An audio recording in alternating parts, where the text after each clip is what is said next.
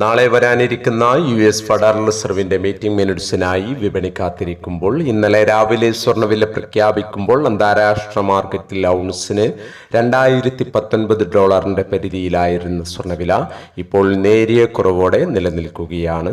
ഇന്നലെ രാത്രി തങ്കവില ഗ്രാമിന് 6295 രൂപയായിരുന്നു. വൈകി വരുന്ന ഇന്നത്തെ തങ്കവില 11 മണിയോടെ കമന്റ് ബോക്സിൽ പിൻ ചെയ്യുന്നതാണ്. ഒരു ദിവസം പലതവണ മാറിക്കൊണ്ടിരിക്കുന്ന തങ്കവില മാറ്റത്തിനനുസരിച്ച് അപ്ഡേറ്റ് ചെയ്യുന്നതുമാണ്.